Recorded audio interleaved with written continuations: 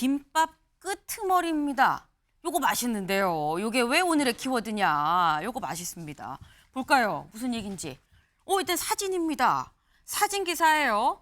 조국 대표, 황운하 의원 등등에서 지금 조국 혁신당인 것 같은데 여기 보겠습니다. 사무실 재배정하라 뿔난 조국당. 네, 조국당 지금 뿔이 났다는 거죠. 왜 뿔이 났다는 건지 직접 영상으로 확인해 보시죠.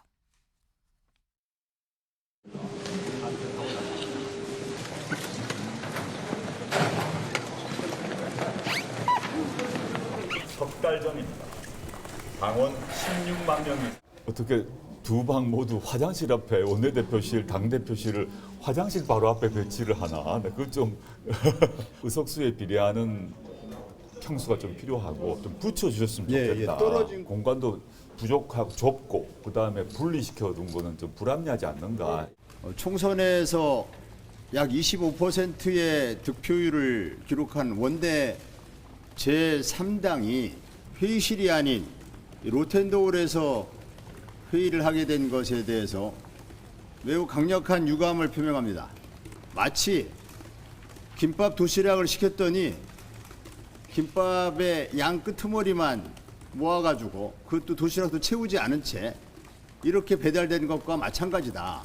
조속히 사무공간 재배정을 해주기를 강력하게 요구합니다.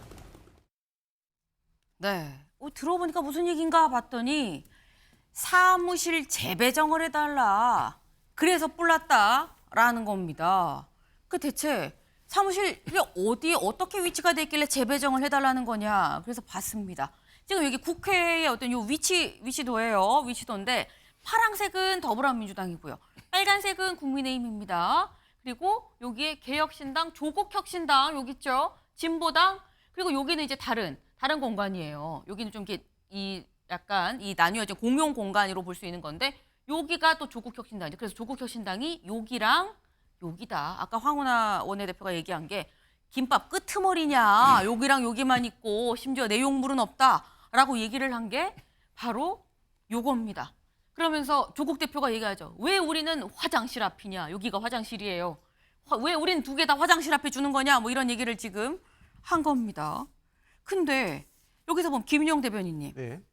이게 원래 22대 국회가 시작하기 전에 이게 사무실이 이 원내 의석수에 따라서 좀 재배치가 되는데 네네. 이게 미리 얘기를 전혀 못 받고 22대 국회 시작하는 날 5월 30일 날 딱 그때 통보를 받지 않지 않습니까? 네, 일단 이게 사무실 배정이 그냥 네. 하는 게 아니라요. 국회 사무실 배정 및 관리에 관한 규칙이 있습니다. 네. 그 규칙에 의거해서 다 배정이 된 거고요.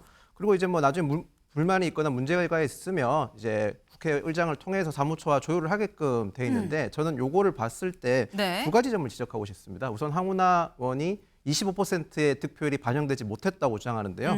저희가 지역구에서 전체 받은 득표율이 민주당과 비교했을 때 4.5%밖에 차이가 나지 않지만 네. 의석수는 71석 차이가 납니다. 억울해도 저희가 더 억울합니다. 네. 그리고 또 한 가지는 네. 화장실 앞이라고 해서 조금 뭐 불만이 있다고 하는데 뭐 사람마다 다르긴 하지만 국회 본청에 배치된 자리에서 오히려 화장실 쪽 앞쪽을 선호하시는 분도 많습니다. 왜냐하면 국회가 생각보다 화장실도 좁고 회의하는 시간이 길어서 그렇죠. 좀 사람들이 왔다 갔다 사무 보시는 분들이 왔다 갔다 하는 시간이 길어서 그런 점도 있는데 국회를 아마 처음 들어오셔서 저렇게 초선 의원이셔서 저런 말씀을 하신 거 아닌가 그런 생각도 듭니다. 네. 이게 그냥 배정한 게 아니다. 다 그 규정이 있는 거다. 그리고 화장실 앞자리가 뭐 어떤데? 약간 이 말씀을 하셨어요. 제가 그 규정을 좀 찾아봤습니다. 네. 지금 황운하 의원은 우리가 25% 지지를 받았는데 우리 이렇게 푸대접하는 거 약간 그런 취지로 지금 얘기를 했죠. 근데 보니까 규정이 그럼 어떻냐 봤습니다. 본관 배정 면적 얼마만큼의 면적을 받을 수 있느냐예요. 일단 기준이 소속 의원 수입니다. 소속 의원 수가 10명 이상 20명 미만, 지금 여기에 조국혁신당이 들어가는 거죠. 그러면 99제곱미터를 받을 수 있습니다. 그리고 소속 의원 수가 3명 이상 10명 미만일 경우엔 66제곱미터의 이 공간을 받을 수가 있어요. 아까 저희 그 위치도 다시 한번 좀 볼까요?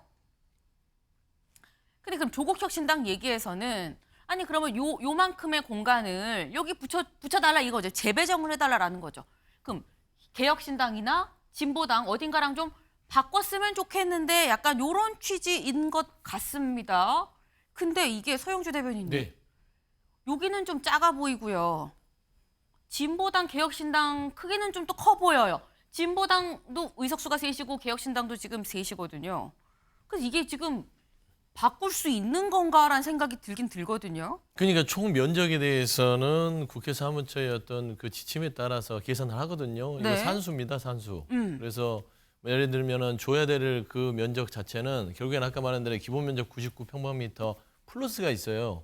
이 의석수의 전체 비율을 또 더하기를 해줘서 주는 거라서 예를 들어서 그냥 99평방미터만 아마 조계신데 저 하나만 가질 거예요. 근데 거기에 플러스 전체 의석수 비율을 해서 나오는 수치들이 있습니다. 네. 그러니까 뭐 억울할 수는 있고 여러 가지로 뭐 여론전을 위해서 이런 말을 하는 것은 이해가 돼요.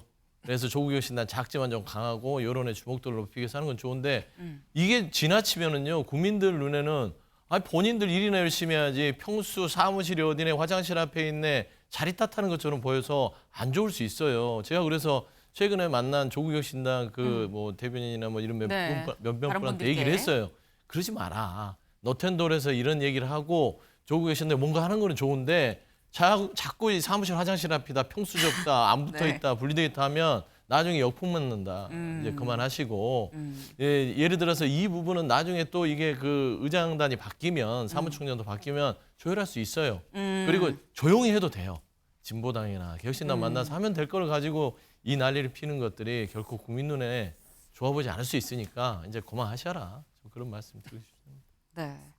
사실 지금 이 국회에 입성을 했는데 원내에 들어왔는데 원내에 들어온 의원들이 로텐더홀에서 자칫 시위를 하는 걸로 국민들 눈에는 보일 수도 있다라는 얘기가 나왔습니다.